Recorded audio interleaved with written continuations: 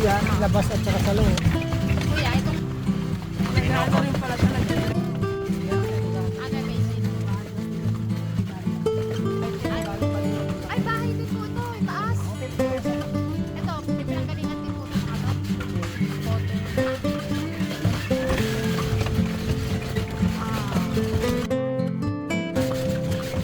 1700, di ilang years yun.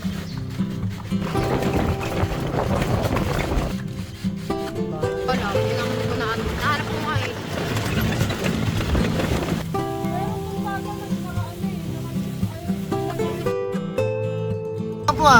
So magandang umaga sa ating lahat, no? Ako nga pala si July.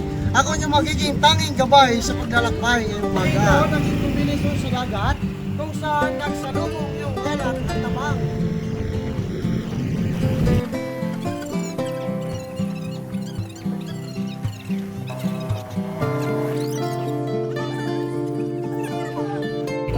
Ito tayo.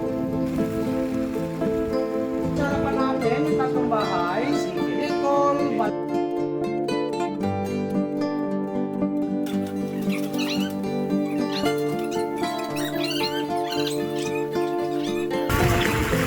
una na lang ang pinagawa ng Casas, pangatlo ay on the visa.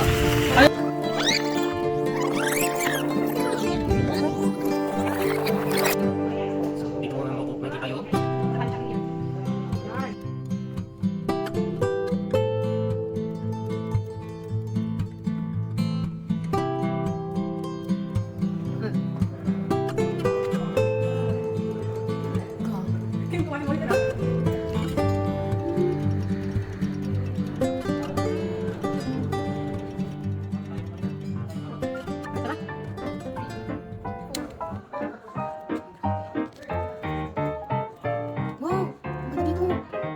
Guys.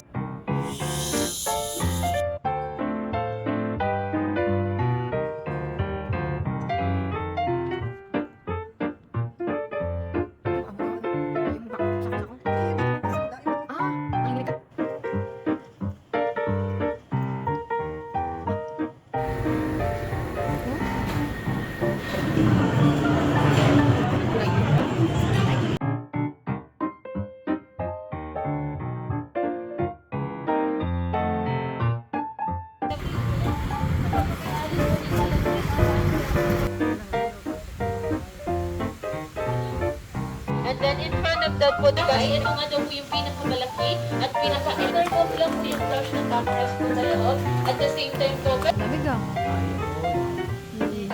nag-reach na nga po yan ng Banga. Okay, yung gumawa po niyan mga taga-Betis. Like yung Solarium na yan, 1965.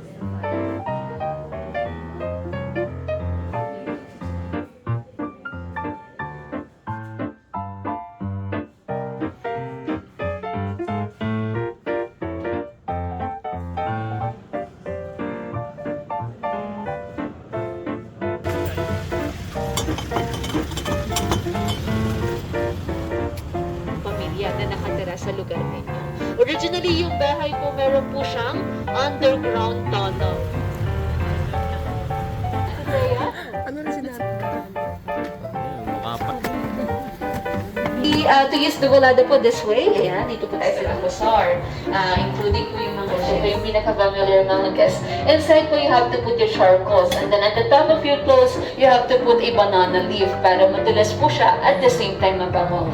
Okay? And then after that one, my travel size for is organic. It's the cycle of life. Gayna natin sa ating kalikasan at kapaligiran. So muli po ako po si Diana, ang nakasama po ninyo sa paglalakbay.